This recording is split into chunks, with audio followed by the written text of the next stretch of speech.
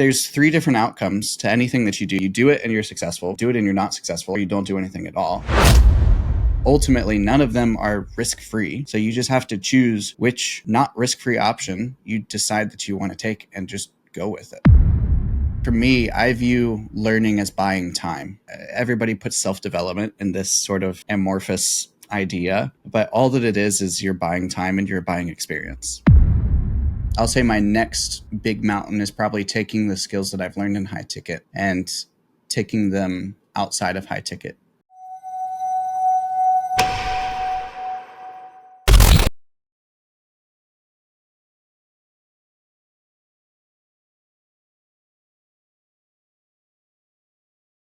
You've been in the high ticket space for quite some time. I mean, we've been connected for a fair bit. I remember when you, first started, and we went through and I shared with you guys a couple of projects, and you were on multiple offers and things like that.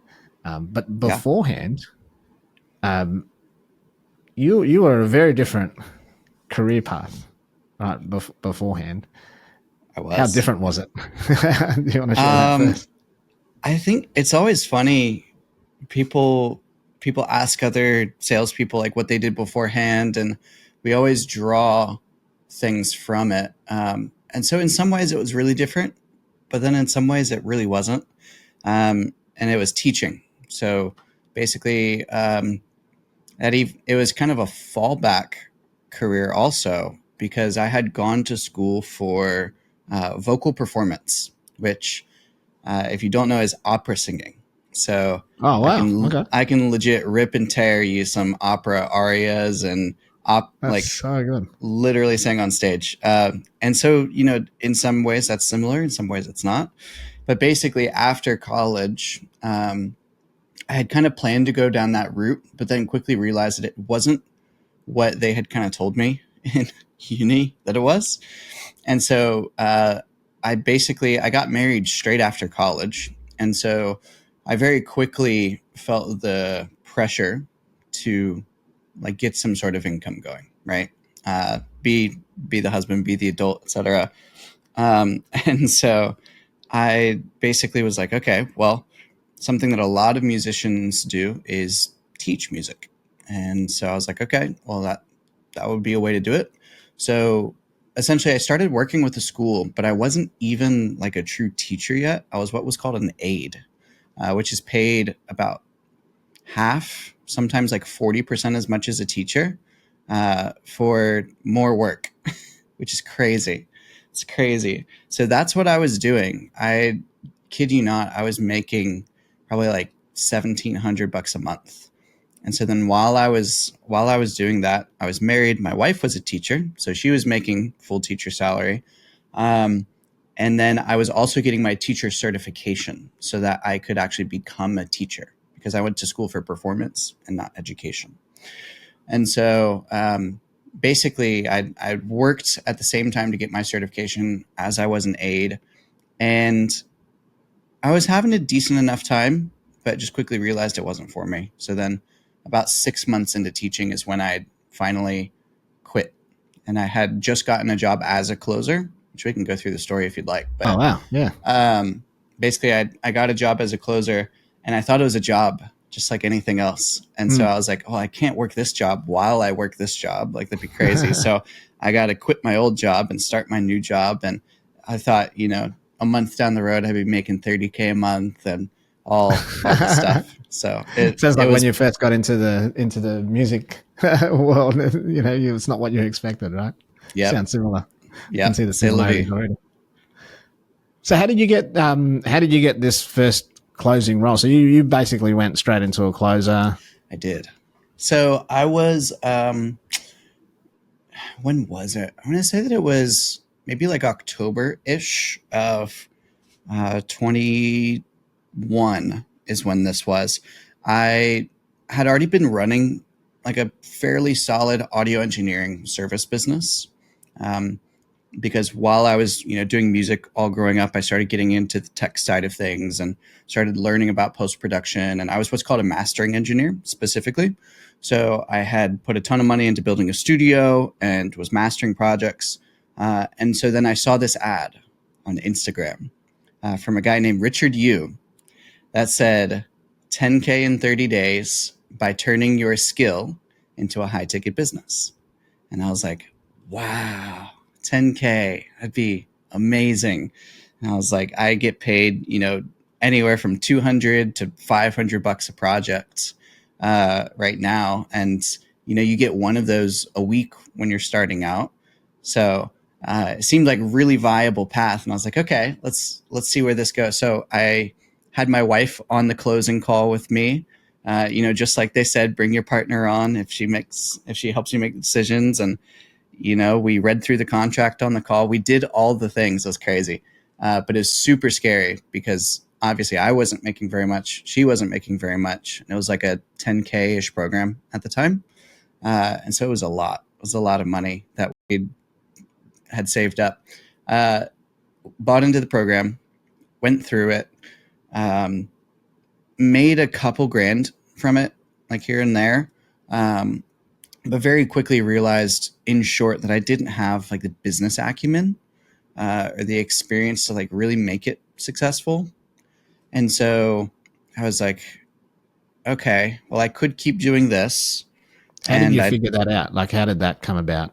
Like, it was it was, someone you were talking to, things you've observed? Like, well, how did you come to that I realization?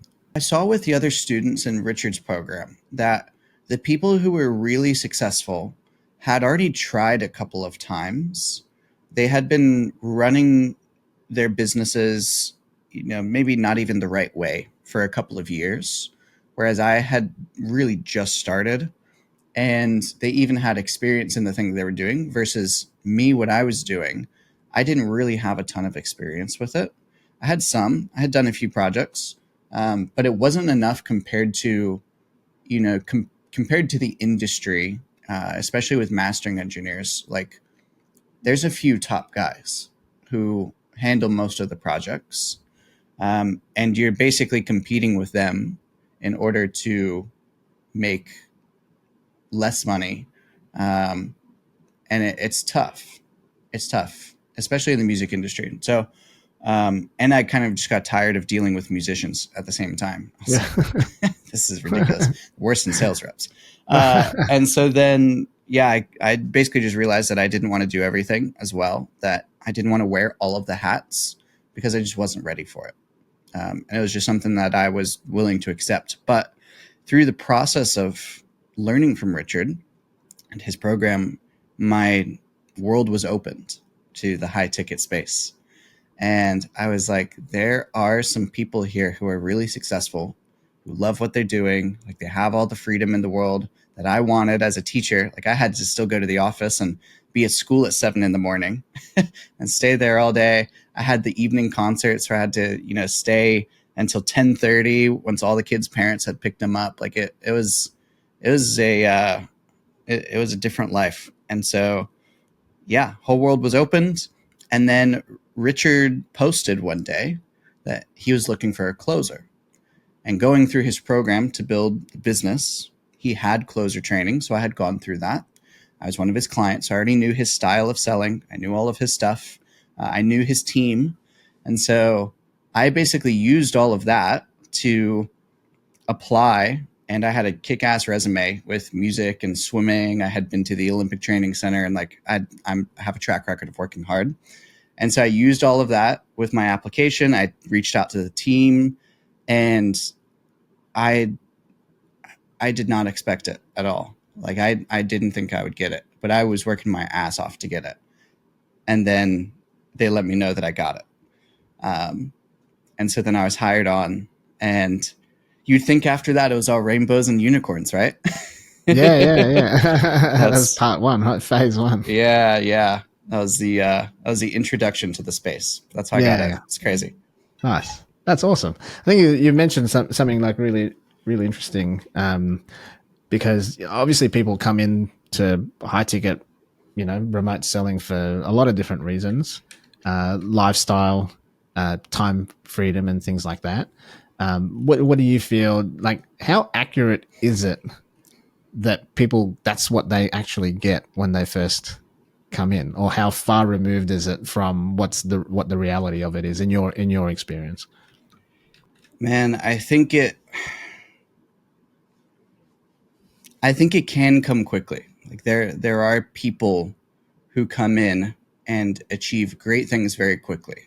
And so it can happen. And if your goal is to achieve something that is rarely happening in a short amount of time, then you're going to have to do certain things and accept the trade offs. So it does happen. For me, it did not.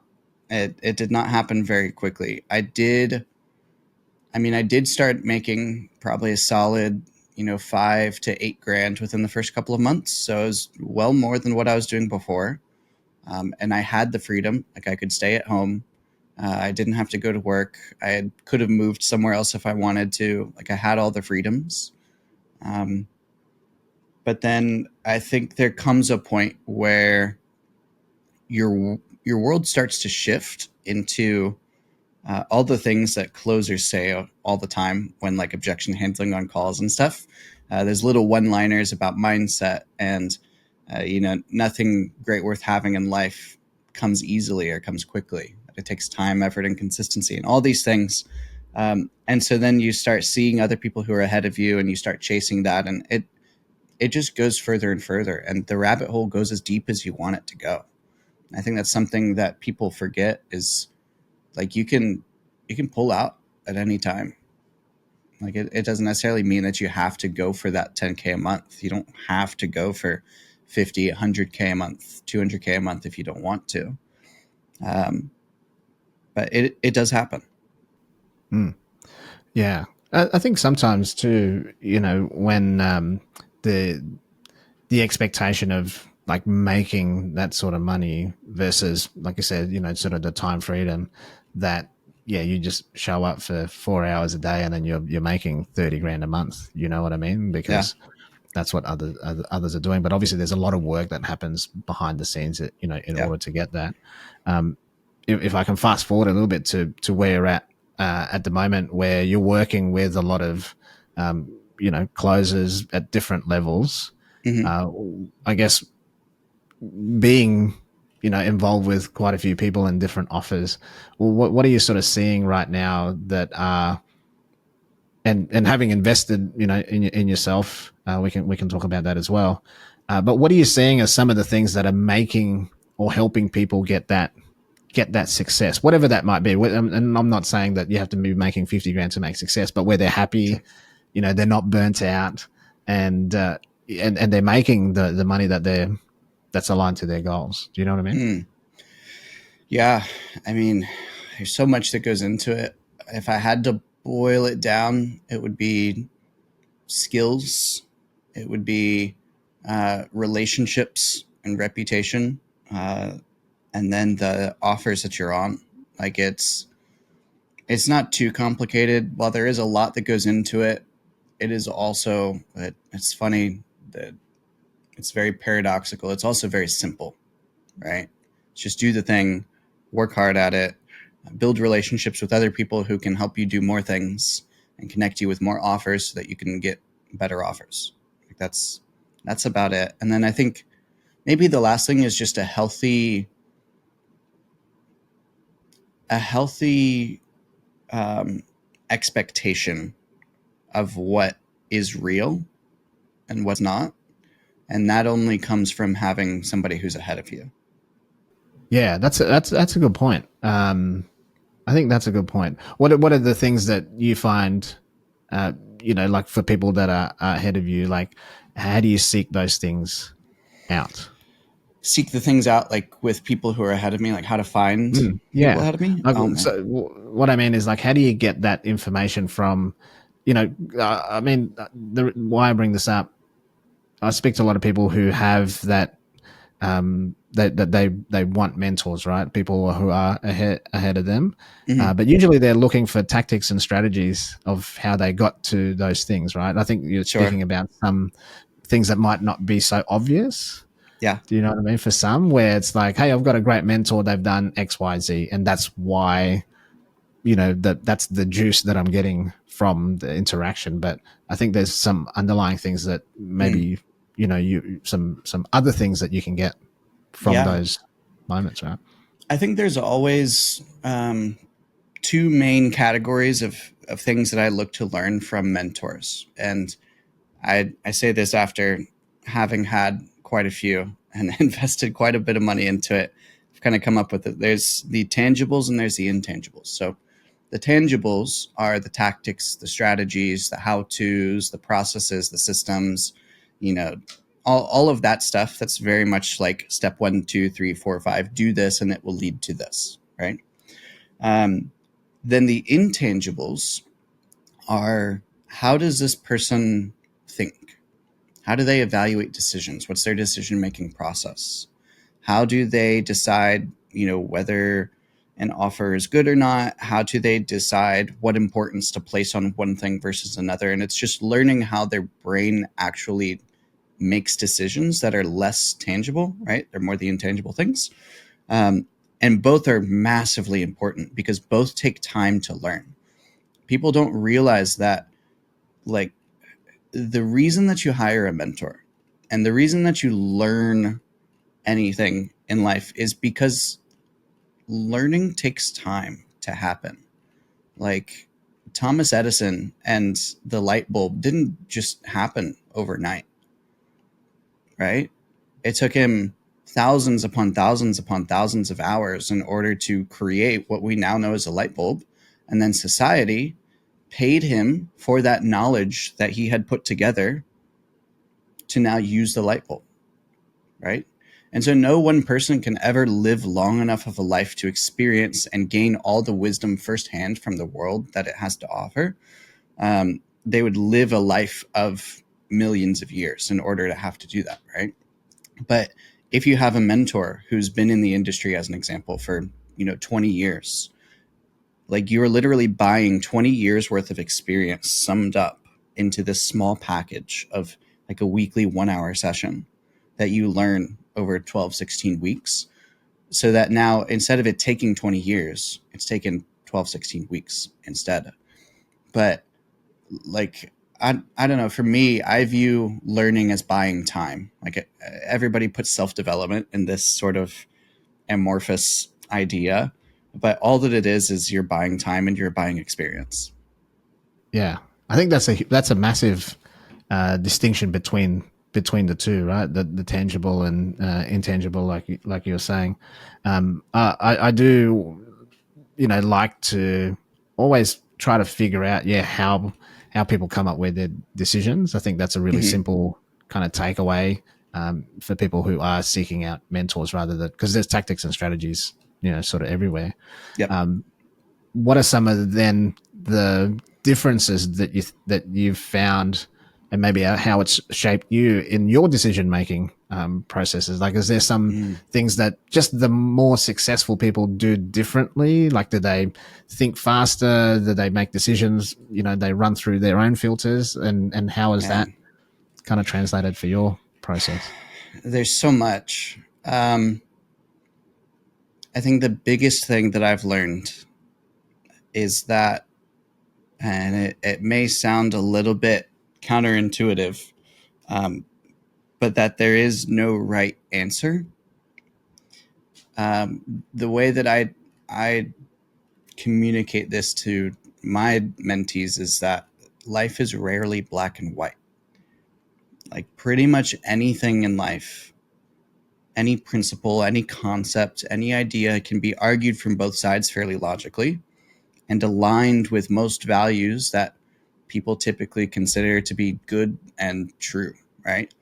Um, Things are very rarely black or white. There's some sort of spectrum in the middle. And the question is just, where along that spectrum does this idea fall? What are the pros and cons? What are the trade offs? And when you make a decision to go with an idea, you have to accept the trade offs and realize that there's rarely any do overs for this time. You can try again later. Um, but accept that there are no do overs and that you only live one life. So just live a life making the decisions that you want, doing the best that you can. Mm. Yeah. Yeah. And do you find communicating that now, that you have mentees and, you're leading people in these ways, what's the best way to kind of have somebody implement that way of thinking? Like, is it It's a great easy? Do people question. just get it? I think people get it if you lay it out the right way. So, just like as an example, you brought up speed a minute ago, speed of decision making. Um, there's both sides to this. Like, again, anything can be argued from both sides. You can say, if somebody's wanting to start a business, right? Because I know you have a ton of experience with this, and I trust you more than even me on doing this stuff. But like when you're building a business, you can go quickly and just like run with the first idea that you have. And you will learn very quickly. You'll make mistakes, you'll adjust, and you'll move on, right? And that can bring massive success. But then also at the same time, you can take a little bit more time when choosing maybe the business model. You do your research, you talk to people who have done it before. Like you do all of this preparation to put into it, and then you deploy it, and it could be even more successful more quickly. Or it could be the opposite, that it's not successful at all. So like there's three different outcomes to anything that you do. You do it and you're successful, you do it and you're not successful, or you don't do anything at all. And ultimately none of them are risk free. So you just have to choose which not risk free option you decide that you want to take and just go with it. Mm. And maybe Yeah, next yeah, time you'll do it differently, and that's okay. yeah, yeah. That's huge. I think that's a good way to sum it up, in real practical terms, right? Because I Yeah. think people It makes go, it tough when when people come to me for any sort of like mentorship or training. Like if they're newer, I'll typically give them like, this is the right way to do it. Later on, I'm going to mm, teach you some nuances. yeah, And then later on, they're like, great, what are the nuances? I'm like, forget everything that you've ever learned. Nothing matters. And they're like, yeah. ah. So it's great. It's the timing Again, as well, right? yeah, it's the paradox. Like as you're starting anything, you need boxes to put things in because that's how your brain works. Your box cannot contain all of the knowledge that's in the world from the get-go. If I'm teaching you piano, I'm not going to teach you how to use 88 keys right off the bat. You're going to get overwhelmed and never touch the piano again because you're like, this is stupid. But if you learn how to use 3 and then 4 and then 5 and so on and so forth. And so then as a mentor, the hard part is distilling down the 88 keys into like which 3 are really the ones that we start with. And then after that, what's the 4th one? What's the 5th one? And it's piecing all those things together. So that's kind of what I'm experiencing right now. I've learned so much, and there's, like I said, like, in my mind there's no right answers. And so it's just what is the least wrong answer that I can give this person for where they're at right now. Yeah, that's a good way to sum it up. I think Yeah. that makes sense to me, and I'm kind of seeing, like you were saying before, where your background, in music and teaching, how Yeah. it's sort of like nicely blended in with the remote sales space. It's been Um, helpful. yeah, yeah, 100%. When you're working with, because you've not only closed, you've managed teams, you've consulted businesses and everything else like that. I guess this is more specifically for, uh, you know, closers, appointment setters, anyone in the remote high ticket space. What do you think? Is the most important step that for most people, right? What's an important step to kind of keep progressing in their career, whether they're closing or they want to get into management or they want to get into consulting. The reason why I ask this is I know from dealing with a lot of remote salespeople that, in generally speaking, most people are forward thinking, right? Like they want to progress in their career. It's not just about making 10, 20, 30, 40, 50 grand a month in commission. There has to still be some sort of forward momentum, right? That progression in, sort of in their career. What do you think then is, yeah, like a way of thinking about how people can progress, in the remote space? I think a lot of people are looking for the wrong thing if they're even going down that path in the first place. Um, if you're looking for progression, you won't find it. If you're looking for the shortcut, it doesn't exist. If you're looking for the hack, if you're looking for the right answer, it doesn't exist. Like, it's just making the best decisions that you can. But I think one of the biggest things that leads to that is so many people, let's just take closing as an example, right? They'll practice closing and they'll start to get pretty good at it and they start to have some success. And as soon as people have success and they achieve a goal that they set for themselves, there's automatically another goal, right? And so lots of people view goals as destinations, but they tend to actually be horizons. And every step closer that you take towards the goal is another step further that it runs away. And so your goal of trying to ascend or your goal of trying to progress ultimately is just going to keep running further away. And so then it becomes, the goal really should be who you become along the journey, right? And if that's the case, then I really love this quote. It's that amateurs practice until they get it right, but professionals practice until they can't get it wrong, right? Pro soccer player Messi doesn't practice until he hits one goal. He practices until he can't miss a goal. And that's the difference, because the amateur who practices until he gets it right and then pushes for that progression to become a sales manager, or, I had a good closer friend come up to me and ask how to be a fractional CRO. It's like, buddy, I love you with all of my heart, but I don't think that that's the right thing for you. Like, they get into a position like that, if they're lucky, and then what happens is they don't perform well, and then the owner ends up not having a good experience with them. The sales team ends up not having a good experience with them, and ultimately the only person that you serve with that is yourself. But even then, that service is only short-lived, because immediately after that, your name is trashed. Like, you do wrong with the high ticket space, especially, is a really small place. Like, if you do bad work and you put yourself in positions in places where you shouldn't be, your reputation will be gone, like, overnight. And so it's just such short-term thinking to want to progress to that next step rather than taking a step back. And it's another quote, I think it's by Jim Rohn. It's like, your goal shouldn't be to become a millionaire, but the goal is the person that you become in order to be a millionaire, right? Like, it's the person who becomes resourceful. It's the person who has figured out the way to communicate with other human beings. It's the person that figures out how to give service and value to other human beings in a way that they get paid for it. Like, that's so huge. Like, I'll have people come and, like, one of my assistants, as an example, was going through kind of a tough time with her family. And so she came and asked for a pretty big cash advance in order to pay off some debt. And, like, that's fantastic. I was like, first answer is yes, absolutely. Like, I'm happy to help however I can.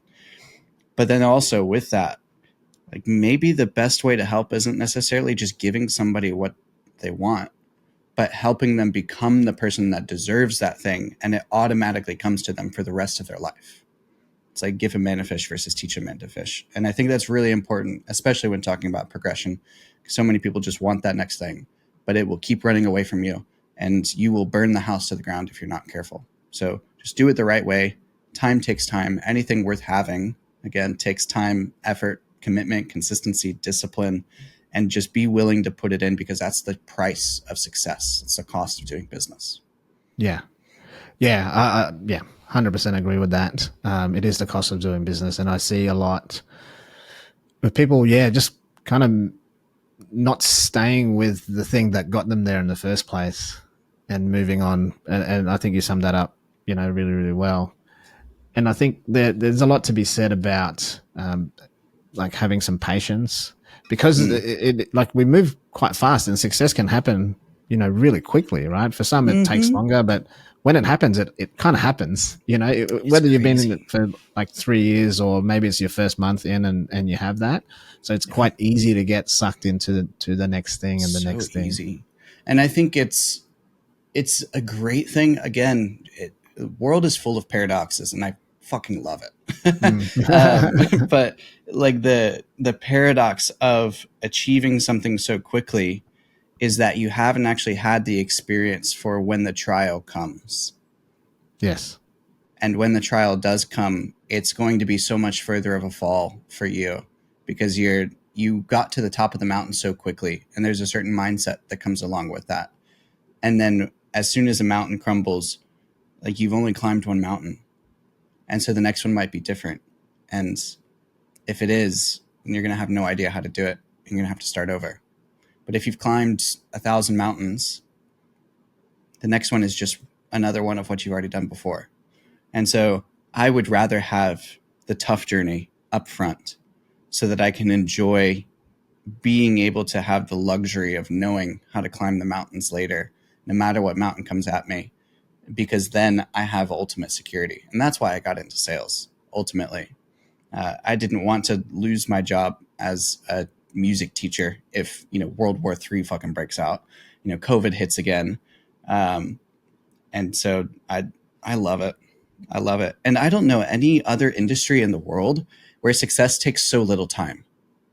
Like so little time. It's insane. Even like I haven't been in the space that long. I haven't been in the space that short either. I've been in for 2.5 years, and I'm now hitting like 100x what I was earning before. But like that's 2.5 years. With swimming, I spent 7 hours a day in the pool for 13 years to get to the Olympic Training Center. And I was, maybe top like 0.5%. But 13 years of going to swimming practice, I shit you not, on Christmas Day, on Thanksgiving, on New Year's. And like people get upset that they can't hit 10K a month in 3 months. Like, what are you doing? What are you doing? Right? Piano, I practiced 4 hours a day for 15 years. Wasn't even near the top 1%. Not even close. But people just have such crazy expectations when they come into this industry, I think. And that's where just having somebody ahead of you who's been there and like done the thing that you've wanted to do to help you with expectations specifically, that will make such a big difference in your journey. Because I've seen people who have nothing who are so happy in their lives, happier than people who, I'm sure you saw the post recently, who have had massive success and have also failed in other areas of life, and they're not happy at all. And it's again, it's paradoxical. It's just do the best that you can at any given time to make the least wrong decision, and hopefully you'll end up taking a couple of steps forward. Mm. Yeah. That's massive. Yeah, I think it's so important to hear these things.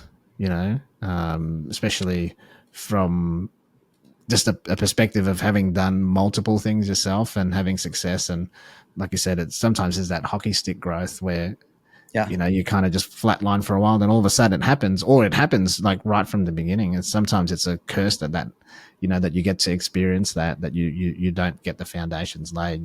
So, and like you Yeah. said about the mountains, but what about Christian's mountains that you're climbing and not Oh climbing? man. Where are you going with sort of your journey into the space? I What's I the get plan? asked this a lot. My ultimate plan is to become the best version of me, um, and where I have to go to achieve that is just do more hard things. Like that. That's it. I don't know what the hard things are going to be. I have feelings of what it might be, and I'm exploring a couple of different things. Like right now, I can't talk too much about it, but uh, the financing world for consumer and business financing, kind of dabbling in that a bit. And then enterprise sales team consulting is also something that I'm heavily, heavily looking into. Um, And then in the meantime, I'm just kind of having a good time here in high ticket. But I'll say my next big mountain is probably taking the skills that I've learned in high ticket and taking them outside of high ticket, because it is just such a small world, and I'm very grateful for it.